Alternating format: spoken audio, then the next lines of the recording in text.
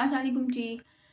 तो शुमाइला हसाम और जो अब शुमाइला हसाम नहीं रहीं या रही हैं, अभी इस बात में कोई कंफर्मेशन नहीं है कि उन्होंने उनको जो है वो खुला मिल गई है या नहीं मिल गई, या जस्ट उन्होंने जो है उसके लिए एप्लीकेशन दी है।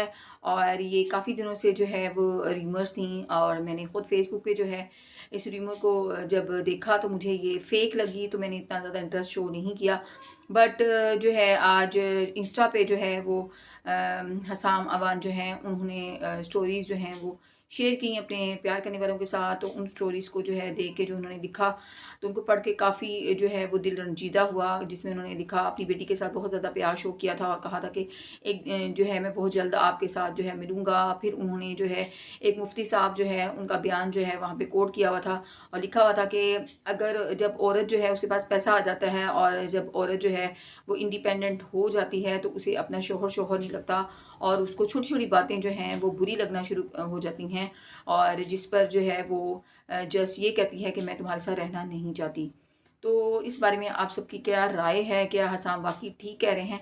क्योंकि मेरी राय जो है वो सिर्फ एक मेरी राय हो सकती है, शायद वो आपकी राय ना हो। तो मुझे लगता है कि इस स्टोरी में भी कुछ ऐसा ही हुआ है। अगर ये रियल स्टोरी है, वाकई में उनकी डाइवोर्स हो रही है, तो क्योंकि शुमाइला जो हैं वो एक ब्रांड जो है वो भी जो है चला रही हैं, मॉडलिंग भी कर रही हैं, और उसके साथ साथ जो है वो यूट्यूब पे अपना बड़ा सक्सेसफुल चैनल भी चला रही हैं।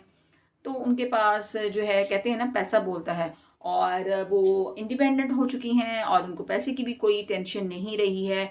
उन्होंने रिसेंटली जो है अपनी एक बड़ी ज़बरदस्त किस्म की गाड़ी ली, उन्होंने घर लिया।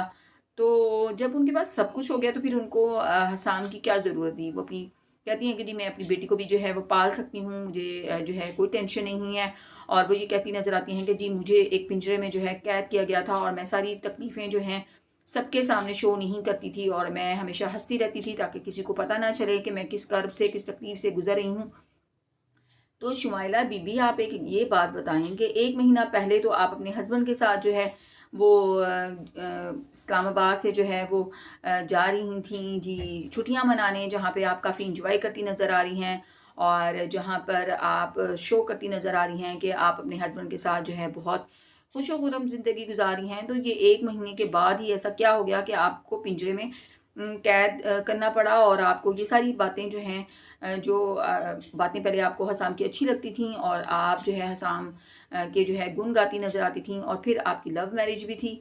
तो ये लव इतनी जल्दी जो है वो कैसे ख़त्म हो गया? अगर आपने ऐसा ही करना था, तो आपकी क्यूट सी बेटी भी है, और आपको पहले ही जो है 6 महीने के अंदर अंदाज़ा हो जाना चाहिए था कि हसाम जो हैं वो इस टाइप के बंदे हैं जो मुझ पे ज़ुल्म करते हैं।